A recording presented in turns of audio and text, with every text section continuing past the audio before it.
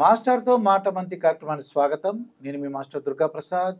ఈరోజు మనతో పాటు Apollo hospitals cardiologist Karunakar Rapol గారు మనతో పాటు ఉన్నారు. నమస్కారం సార్. నమస్కారం అండి. సార్ ఒక క్రికెటర్ అనమాట. ఆ క్రికెటరు గ్రౌండ్లో ఆడుతూ పటేల్ అనుకుంటాను పేరు, మీకు పంపించామాట. ఆ పటేల్ అని అతను గ్రౌండ్లో ఆడుతూ 35 years అటండి. ఓకే, గ్రౌండ్లో కొప్పు కూలిపోయాడండి. ఓకే అండి.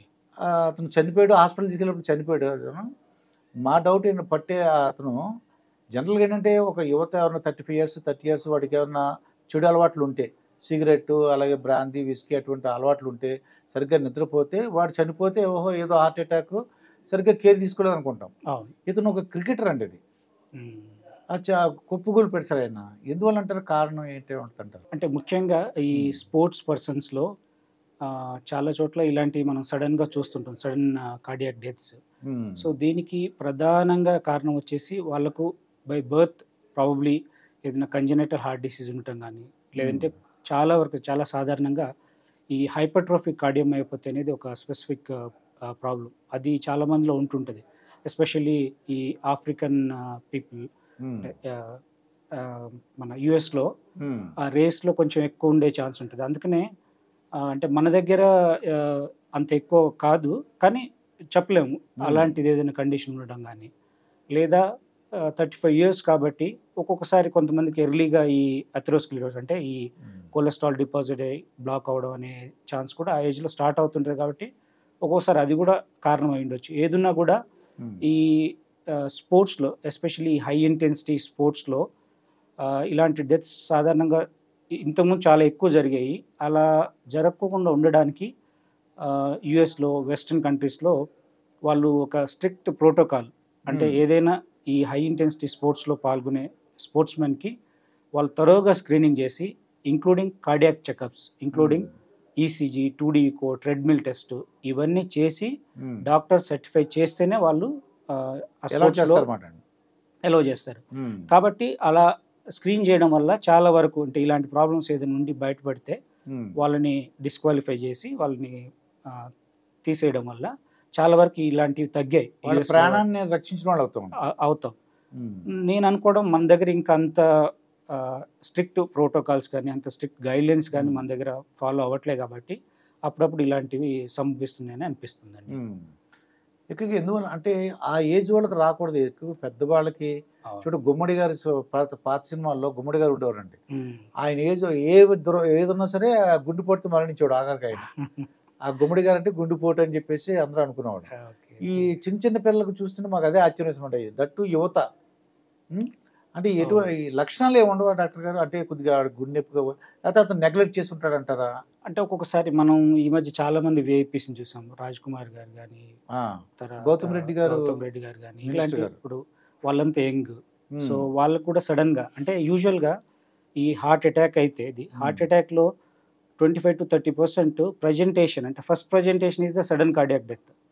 ఫస్ట్ రావడమే కొంతమంది హాస్పిటల్ కూడా రీచ్ అవ్వరు. సో కాబట్టి సడన్ కార్డియాక్ డెత్ అనేది జరగవచ్చు హార్ట్ ప్రాబ్లమ్స్ ఉన్నప్పుడు.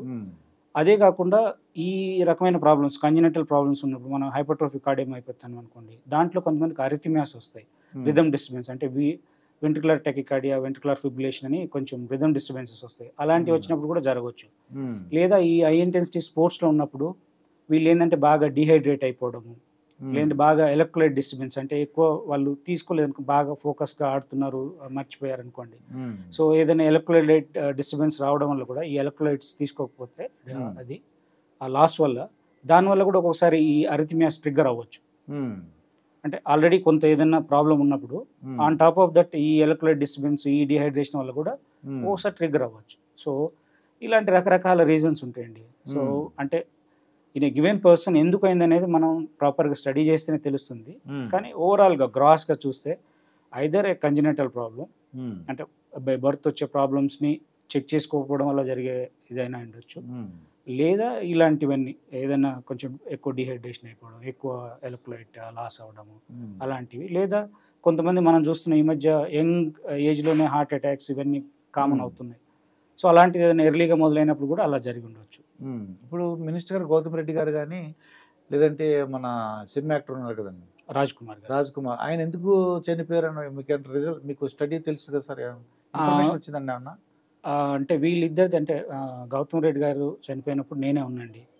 ఇక్కడికే తీసుకొచ్చారు, వారిని అటెండ్ అయింది నేనే. హార్ట్ ఫస్ట్ ఇక్కడ కార్డియాలజీ అనుకోవాలంటే ఆ రోజు డ్యూటీలో ఉంది నేనే.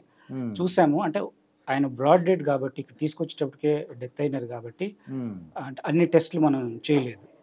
కానీ మేము అనుకోవడం ఏంటంటే sudden onset and he complaint of chest pain, అంటే ఇంటి దగ్గర చెస్ట్ పెయిన్ అని కంప్లైంట్ చేయడం కాబట్టి మోస్ట్లీ హార్ట్ అటాకే అనేది ధృవీకరించుకున్నాం.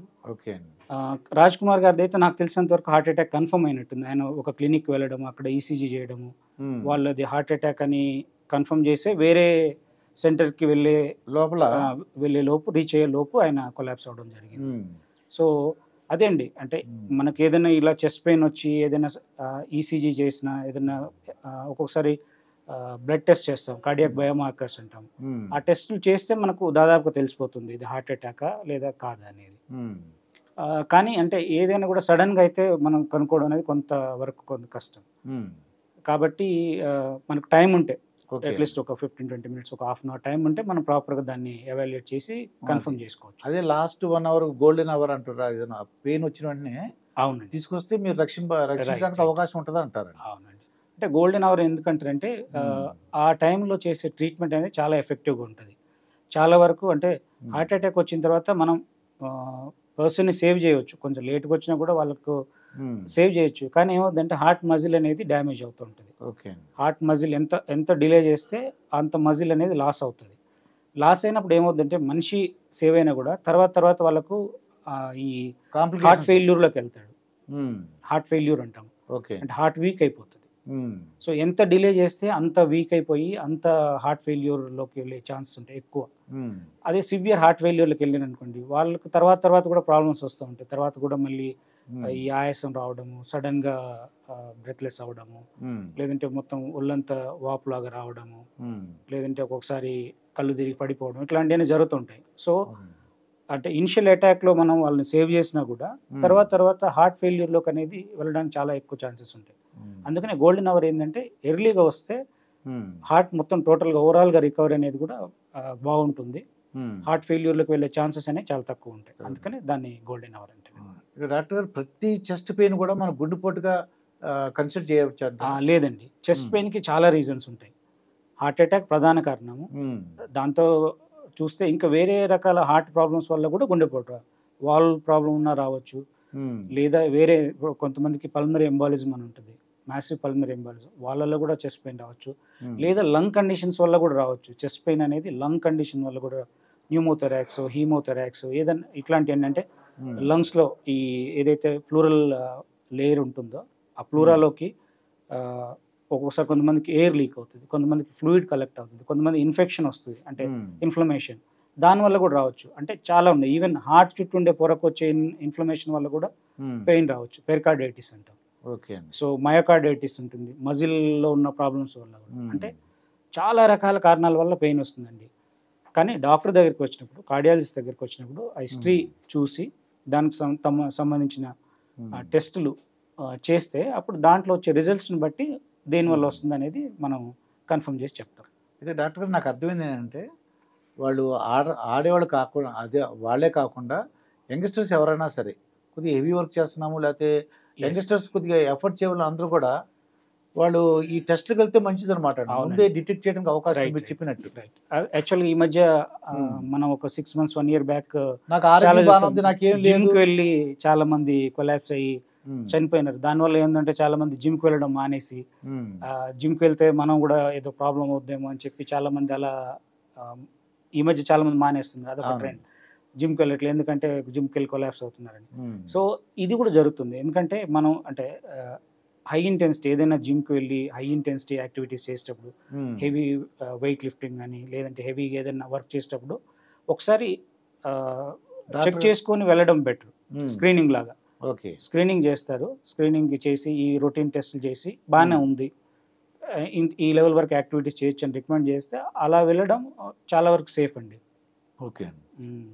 ఇదండి డాక్టర్ కరుణాకర్ రాపల్కర్తో జరిగిన ఇంటర్వ్యూ. మరొక ఇంటర్వ్యూతో మీ ముందుంటాను. మీ మాస్టర్ దుర్గాప్రసాద్. నమస్కారం సార్.